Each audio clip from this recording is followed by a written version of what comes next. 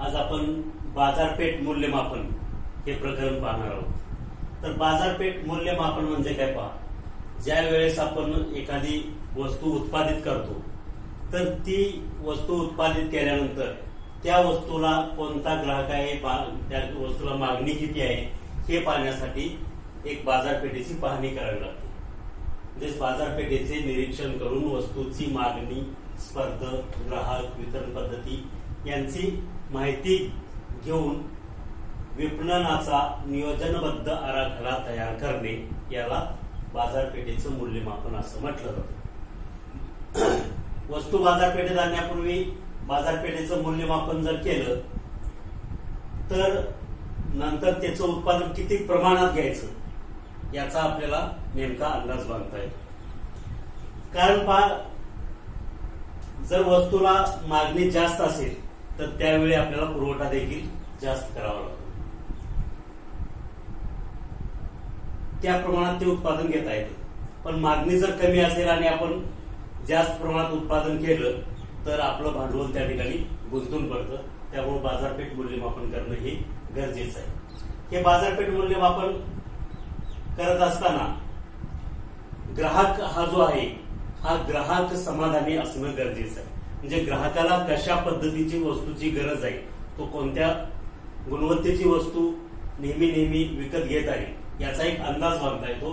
कारण ग्राहकांचं समाधान झालं तरच तो परत ती वस्तू घेईल। मग तशा पद्धतीची वस्तू आपण बनवली पाहिजे।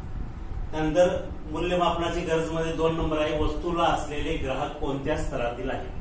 आपण जी वस्तू बनवणार आहे त्या वस्तूचा ग्राहक श्रीमंत आहे, गरीब आहे की मध्यमवर्गीय आहे याची माहिती घेण्यासाठी देखील बाजारपेठ मूल्यमापनाची गरज आहे। त्याचबरोबर वस्तूला असलेल्या मागणीचा अंदाज घेणे। आपण जी वस्तू तयार करत आहे त्या वस्तूला बाजारपेठेमध्ये किती मागणी आहे याचा नेमका अंदाज येण्यासाठी मूल्यमापनाची गरज आहे। त्याचबरोबर भविष्यामध्ये मागणी वाढेल किंवा कमी होईल याचा देखील बाजारपेठेमध्ये जाऊन अंदाज बांधता येतो। त्याचबरोबर 5 नंबर, बदलत्या आर्थिक घडामोडीचा बाजारपेठेवर परिणाम पाहता येतो। आता सध्या जर पाहिली तर कोरोनाची परिस्थिती आहे। कोरोनाच्या परिस्थितीमध्ये जर तुम्ही पाहिलं तर शेअर बाजार जर तुम्ही पाहिला तर शेअरचं जे मूल्य आहे हे दिवसेंदिवस कमी होताना आपल्याला पाहायला मिळते। शेअर्स मूल्य कमी होते म्हणजेच काय, त्या कंपनीची जी गुंतवणूक आहे ही कमी होत जाते, त्याचं मूल्य कमी झालेलं आहे। म्हणजे नवीन गुंतवणूक करायला भागधारक तयार नाही। तर अशा प्रकारे म्हणजे काय झालं की आता या कोरोनाच्या काळामध्ये आर्थिक घडामोडी वेगाने बदलत आहेत, त्याचा हा परिणाम झालेला आहे। अशाच काही वेळा नैसर्गिक आपत्ती आली, अशा भूकंप झाला, महापूर आला, यावेळेस देखील आर्थिक घडामोडी बदलत असतात। तर अशा बदलत्या आर्थिक घडामोडींचा अंदाज बांधता येतो। त्याचबरोबर वस्तूला नेमकी मागणी कुठे आहे, कुठं म्हणजे काय, स्थानिक पातळीवरती वस्तू आपण विकणार आहे, जिल्हा पातळीवर विकणार आहे, राज्य पातळीवरती विकली जाणार आहे, राष्ट्रीय की आंतरराष्ट्रीय, ते पाहण्यासाठी देखील बाजारपेठ मूल्यमापनाची गरज आहे। त्याचबरोबर किंमत निश्चिती, आपण ज्यावेळेस बाजारामध्ये जातो एखादी वस्तू घ्यायला, एकसारखी वस्तू असेल आणि ब्रँडेड जर वस्तू असेल तर त्यांच्या किमती वेगवेगळ्या जरी कंपनीच्या त्या असल्या तरी किमती जवळपास सारख्या असतात। तर ही किंमत निश्चिती करण्यासाठी देखील बाजारपेठ मूल्यमापन गरज आहे। याच्याच बाबतीत दुसरे एक उदाहरण देता येईल पहा, आपला आठवडे बाजार असतो, या ठिकाणी जो भाजीपाला आहे किंवा बटाटे, कांदे याचे सुद्धा भाव जवळपास सारखेच असतात। अर्थात काही मोठे समजा कांदे असतील तर त्याचा थोडासा भाव जास्त असेल, छोटे असतील तर त्याचा कमी आहे, परंतु सगळ्यांचे भाव जवळजवळ सगळ्या विक्रेत्यांचे सारखे असतात। म्हणजे किंमत निश्चिती ठरवण्यासाठी त्या ठिकाणी बाजारपेठेची पाहणी करावी लागते।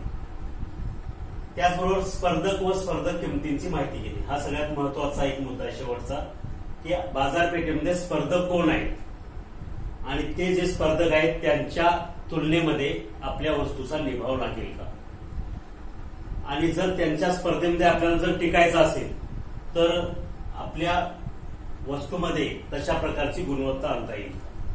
उदाहरणार्थ समजा एखाद्याने ठरवलं की इलेक्ट्रिक इस्त्रीचं उत्पादन तयार करायचं, इलेक्ट्रिक इस्त्रीचं उत्पादन तयार केल्यानंतर तुम्हाला काय करावं लागेल की बाजारपेठेमध्ये जाऊन बाजारपेठ मूल्यमापन करावं लागेल, बाजारपेठ सर्वेक्षण करावं लागेल, बाजारपेठ संशोधन करावं लागेल आणि त्या ठिकाणी जाऊन इस्त्री बनवणारे जे वेगवेगळे उत्पादक आहेत त्यांची माहिती घ्यावी लागेल किंवा ग्राहक जो बाजारपेठेमध्ये जातो ती कोणत्या कंपनीच्या तो इस्त्री खरेदी करतो.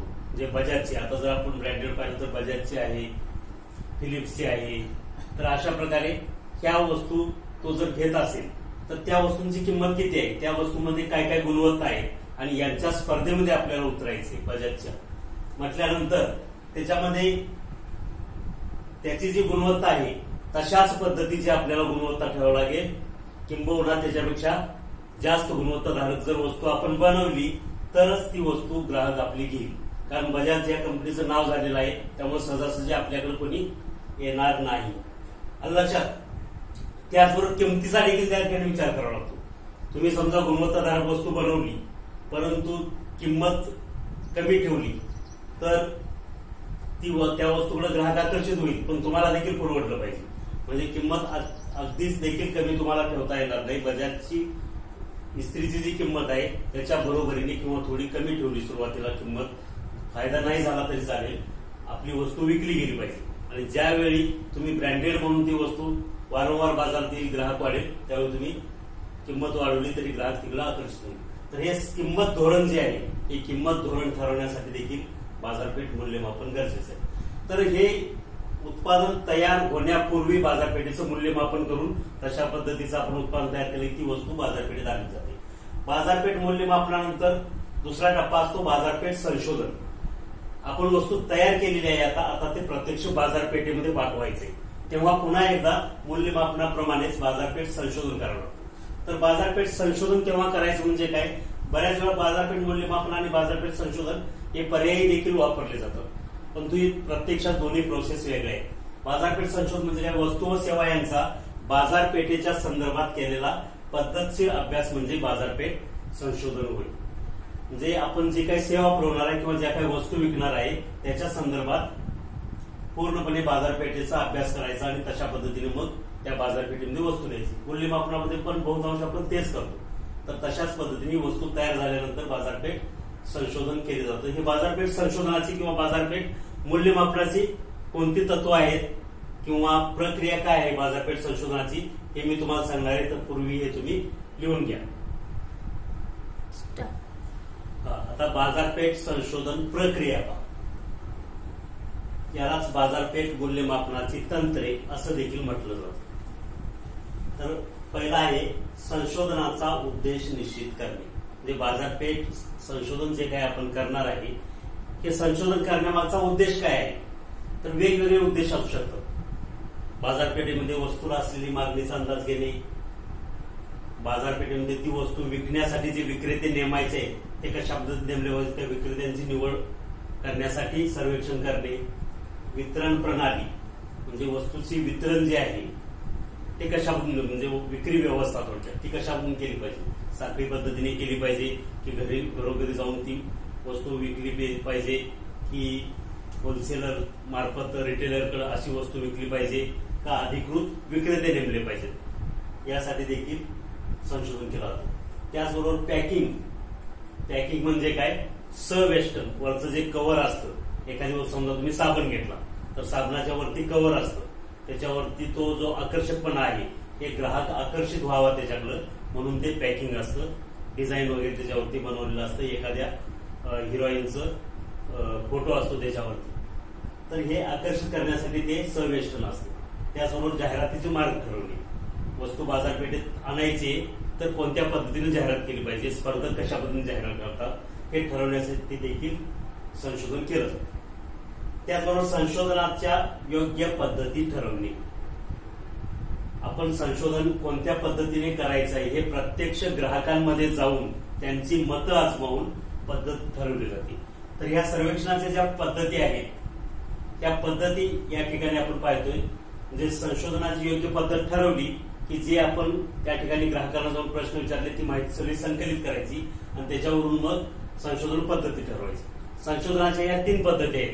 बाजारपेठ संशोधनाच्या मुख्य 3 पद्धती आहेत. एक सर्वेक्षण पद्धत, दुसरी निरीक्षण पद्धत आणि तिसरी प्रयोग पद्धत. तर सर्वेक्षण पद्धत म्हणजे कसं असतं पहा, की बाजारपेठेमध्ये जायचं आणि त्या ठिकाणी ग्राहक कोणत्या वस्तू खरेदी करतात पाहायचं, कोणत्या वस्तूला जास्त मागणी आहे, आणि ते आले की त्यांना डायरेक्ट प्रश्न विचारायचे की तुम्ही बाजारपेठेमध्ये आले होते आणि तुम्ही ठराविक याच कंपनीची ती वस्तू का घेतली, ती तुम्हाला का आवडते, त्याच्यामध्ये असे काय विशेष गुणधर्म आहेत, आणि ह्याच्यापेक्षा आपण जर चांगली आम्ही जर वस्तू दिली तर ती तुम्ही घ्याल का तेवढ्याच किमतीमध्ये किंवा त्याच्यापेक्षा कमी किमतीमध्ये.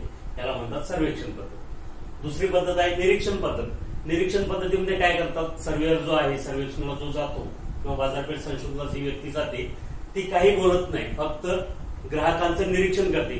ग्राहक येतो, कोणत्या दुकानात जातो, कोणती वस्तू घेतो, आणि तो वस्तू घेऊन गेल्यानंतर तो परत किती दिवसांनी येतो ती वस्तू घ्यायला, आणि एकच ग्राहक परत परत त्या ठिकाणी येतो का वेगवेगळे ग्राहक येतात, याचं सगळं निरीक्षण केलं जातं. आणि या निरीक्षणावरून मग काय समजतं की आपल्याला त्या ठराविक एकाच वस्तूला जास्त कोणत्या मागणी आहे, ती वस्तू त्या ठिकाणी बाजारपेठेमध्ये जास्त चालते, मग तशाच प्रकारची वस्तू आपण बनवली पाहिजे आणि त्या गुणवत्तेची बनवली पाहिजे. याला निरीक्षण पद्धती म्हणतात. त्याला ग्राहकाला या निरीक्षण पद्धतीत काही त्यावेळेस प्रश्न विचारले जात नाही, फक्त त्यांचं निरीक्षण केलं जातं त्यांच्या हालचालीचं. तिसरी पद्धत आहे प्रयोग पद्धत. प्रयोग पद्धत ही या दोन पद्धतीपेक्षा अतिशय वेगळी आहे. प्रयोग पद्धतीमध्ये उत्पादन तयार झाल्यानंतर विक्रेता काय करतो, घरोघरी जातो आणि त्याचा डेमो दाखवतो. आपण पाहतो बा कधी कधी कंपनीचे प्रतिनिधी डायरेक्ट एखादी वॉशिंग पावडर घेऊन येतात आणि ते सांगतात की आम्ही अशाशी बाजारपेठेमध्ये नवीन वॉशिंग पावडर आणलेली आहे आणि इतर ज्या वॉशिंग पावडर आहे त्याच्यापेक्षा याची गुणवत्ता आमची चांगली आहे, तुम्ही एक पाण्याची बकेट आणा, त्याच्यामध्ये थोडंसं पाणी टाका म्हणतात, त्याच्यामध्ये पावडर त्यांची वॉशिंग पावडर टाकतात आणि एकदम मळकटलेलं कापड टाका म्हणतात ते, आणि ते लगेच एकदम पांढरं शुभ्र दिसतं. आहे की नाही, आपण टीव्हीला पण पाहतो निर्माची वगैरे जाहिराती, तर तशा पद्धतीने किंवा रिंगची जाहिरात पाहतो. तर अशा पद्धतीची प्रयोग पद्धत आहे, म्हणजे प्रत्यक्षात आमची वस्तू गुणवत्ताधारक आहे, किती गुणवत्ता आहे हे ते दाखवतात आणि मग ते घेण्यासाठी ग्राहकांना भाग पाडतात. तर अशा प्रकारे बाजारपेठ संशोधनाच्या मुख्य 3 पद्धती आहेत: सर्वेक्षण पद्धत, निरीक्षण पद्धत, प्रयोग पद्धत. हे परीक्षा देखील हा प्रश्न येईल, बऱ्याच वेळा येतो, बाजारपेठ सर्वेक्षणाच्या पद्धती लिहा, या 3 पद्धती लिहायच्या. त्यानंतर ही सगळी माहिती मिळाली की त्या माहितीचं पृथक्करण करायचं. जी काय माहिती मिळाली तिचं सगळं संकलित करायचं आराखड्याच्या टाईप, किंवा काही वेळा ग्राफ तयार केला जातो आणि किती आपल्याकडे ग्राहक येणार आहे, त्याच्यातून किती आपल्याला उत्पन्न मिळणार आहे, ही सगळी माहिती मिळवली जाते या ठिकाणी. त्यानंतर निष्कर्ष काढून अहवाल तयार करणे, आणि शेवटी सगळी माहिती बाजारपेठ संशोधन पूर्ण झालं की निष्कर्ष काढायचं की म्हणजे कोणकोणते आपले स्पर्धक आहेत, त्यांच्या स्पर्धात्मक किमती किती आहेत, आपण बाजारपेठेमध्ये ती आपली वस्तू आणल्यानंतर ती त्या वस्तूला किती प्रमाणात ग्राहक आहेत, त्यांचे ग्राहक कमी होतील का, तेच ग्राहक आपल्याकडे कशामध्ये येतील, ही सगळी माहिती या निष्कर्षामध्ये येईल. आणि शेवटी तेवढे ग्राहक आपल्याकडे यावेत म्हणून पाठपुरावा करणे किंवा या ठिकाणी जाहिरात देखील करावी लागेल, आणि त्या जाहिरातीच्या माध्यमातून ही सगळ्या वस्तू आपल्या जगात तयार होणाऱ्या आहेत त्या स्पर्धकांच्या तुलनेमध्ये टिकल्या जातील, यासाठी दक्षता घेण्यासाठी हा पाठपुरावा देखील होणं गरजेचं आहे. अशा प्रकारे ही बाजारपेठ संशोधन प्रक्रिया या ठिकाणी पूर्ण होईल.